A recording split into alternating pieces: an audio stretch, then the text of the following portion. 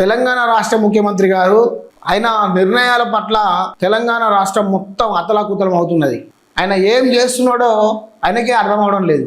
మొన్నటికి మొన్న కళ్యాణ లక్ష్మిని తీసేసి పేదల కడుపు కొట్టిండు. ఇప్పుడు మళ్ళీ పాలిటెక్నిక్ విద్యార్థుల జీవితాల మీద ఆడుకుంటుండు. రైతు బీమా తీసేసి రైతులకు తీవ్ర అన్యాయం చేసేసిండు. 6 గ్యారెంటీలు ఇస్తామని చెప్పి ఇవ్వకుండా ప్రజలను మభ్యపెట్టి గద్దె మీద కూర్చొని రకరకాలుగా మాట్లాడుతూ ఉన్నాడు. ఇప్పుడు పాలిటెక్నిక్ విద్యార్థుల భవిత్యాన్ని మొత్తం మొక్క లెవెల్నే చుంచేసి వాళ్ళను కూలీలుగా మార్చే ప్రయత్నం జరుగుతున్నది. 97 జీవో శక్తి పేరుతో తీసుకొచ్చి పాలిటెక్నిక్ అండ్ ఐటీఐ విద్యార్థులను young India integrated training centre ఏదైతే ఉందో దాంట్లో వీళ్ళను విలీనం చేసేసి 6 నెలలు లేదా సంవత్సరం కోర్సు నేర్పించి వీళ్ళను డీజిల్ మెకానిక్, ప్లంబరు, ఎలక్ట్రీషియను ఈ విధంగా పంపించే ప్రయత్నం చేస్తున్నాడు.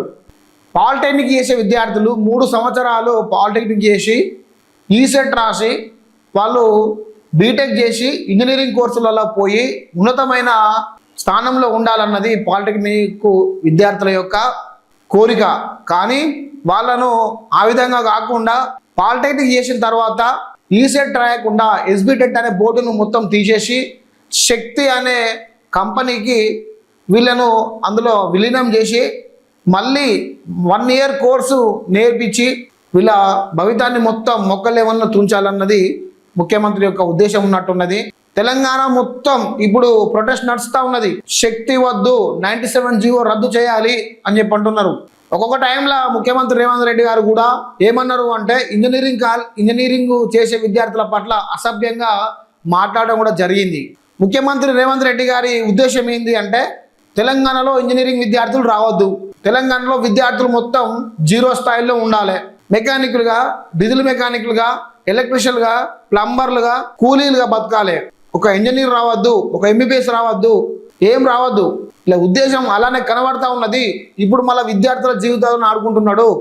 ఒక ప్రైవేటు చేతుల విద్యార్థులను పెట్టి వాళ్ళ భవితాన్ని మొత్తం మొక్కలేమన్నా చుంచి వాళ్ళను చిన్న స్థాయిలోనే ఆపే ప్రయత్నం చేస్తూ ఉన్నాడు.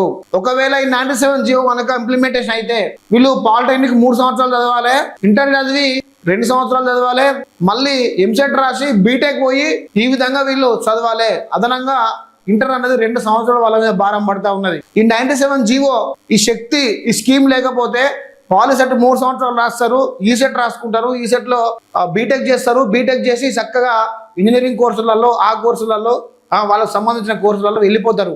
కానీ వీళ్ళను ఆ చదువులను చదవనిచ్చినట్టు కనబడతలేదు. విద్యార్థుల భవితాన్ని మొత్తం మొక్క స్థాయిలో చుంచి వాళ్ళ జీవితాలను ఆగం చేసే పొజిషన్ కనబడతా ఉన్నది. వెంటనే 97 జీవో రద్దు చేయాలి, శక్తి స్కీమును కూడా రాకుండా చేయాలి. ఆల్రెడీ క్యాబినెట్ ఆమోదం పొందింది కాబట్టి ఏ క్షణమైనా ఇంప్లిమెంట్ అయ్యే ఛాన్స్ కనబడతా ఉన్నది. కాబట్టి పాలిటెక్నిక్ విద్యార్థులు ప్రతిరోజు ప్రొటెస్ట్ చేస్తూ ఉన్నారు. శక్తి స్కీమ్ను రద్దు చేయాలి, 97 జీవోను మొత్తం లేకుండా చేయాలి అని చెప్పి పాలిటెక్నిక్ విద్యార్థులు ధర్నా చేస్తూ ఉన్నారు. విద్యార్థుల తరఫున మా జీనియస్ గ్లోబల్ కూడా తప్పకుండా సపోర్ట్ చేస్తుంది. ఎందుకు అంటే వాళ్ళ ఆలోచన మేధస్సు వేరేముంటుంది. వాళ్ళు ఇంజనీరింగ్ పోవాలని ఒక ఆలోచన మేధస్సు ఉంటుంది, ఎంబీబీఎస్ చేయాలన్నది ఆలోచన మేధస్సు వేరే ఉంటుంది. వాళ్ళు ఇష్టం ఉన్న చదువులు చదువుకోవచ్చు, కానీ వాళ్ళని చదువునియకుండా ఒక కొత్తగా శక్తి అనే ప్రోగ్రామ్ను పెట్టి దాంట్లో వీళ్ళని విలీనం చేసి 6 నెలలు 1 ఇయర్ కోర్సును నేర్పించి సర్టిఫికేట్ ఇచ్చి మీరు పోర్రా బిడ్డ కూలి పని చేసుకొని బతుకుర్రా అంటున్నట్టున్నది. అంతే. ఈ 97 జీవో యొక్క ఉద్దేశం అదే. కాబట్టి ముఖ్యమంత్రి గారు రాజీనామా చేయాలి. విద్యాశాఖ మంత్రిగా ఉన్నారు కాబట్టి ముఖ్యమంత్రి గారే రాజీనామా చేయాలి.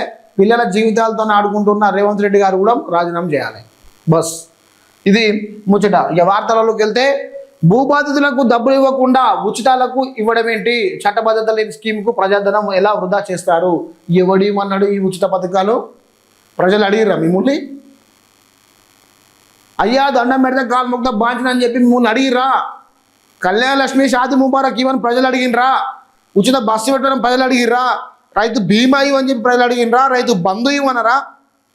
రైతు ఆత్మీయ భరోసా ఇవ్వమన్నారా? మిమ్మల్ని పట్టు చీరలు ఇవ్వమన్నారా? మిమ్మల్ని ఏమి ఇవ్వన్నారు? ప్రజలు అడిగిరా మిమ్మల్ని? ఎందుకు ఇస్తున్నారు? ఎందుకు కట్ చేస్తున్నారు?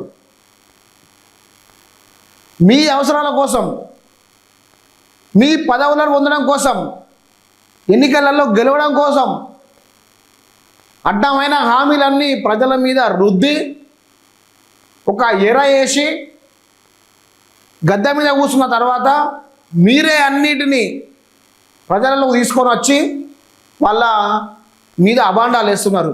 ఏ ఒక్క వ్యక్తి అయినా కానీ నాకు ఉచిత పథకాలు పెట్టండి అని చెప్పి ధర్నా చేసిండా, రాస్తారోకో చేసిండా, రాజకీయ నాయకుడిని అడిగిండా, ముఖ్యమంత్రికి లెటర్ రాసిండా, చేసిండా?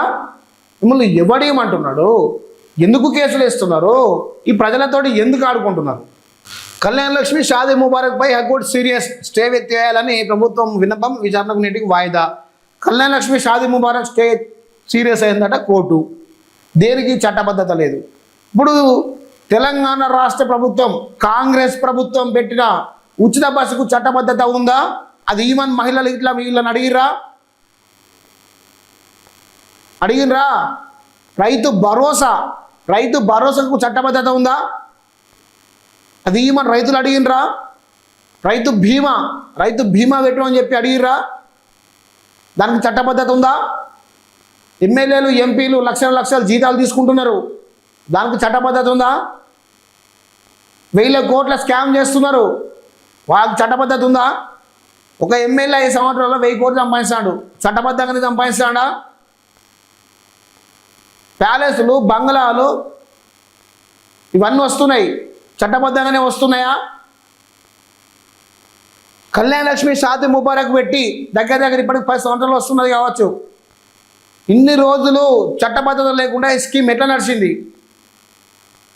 దీని మీద కేసు వేసిన లాయరు ఏ గుర్రం ముడ్డికి అడిగిండు, ఏ గాడిద పనులు తోమేడు? చెప్పండి. ఈరోజు మీ అవసరాల కోసం మీరే ఓట్లు దంచుకోవడం కోసం ప్రజలకు ఏదో ఉచిత పథకాలను ఎరవేసి ఓట్లు వేయించుకొని గెలిచి గద్దె మీద కూర్చొని ఓడెక్కినాక ఓడమల్లప్ప, దిగినాక బోడమల్లప్ప అని ఇష్టానుసారంగా మీరే వ్యవహరించి ప్రజలను పిచ్చోళ్ళని చేస్తున్నారా మీరు?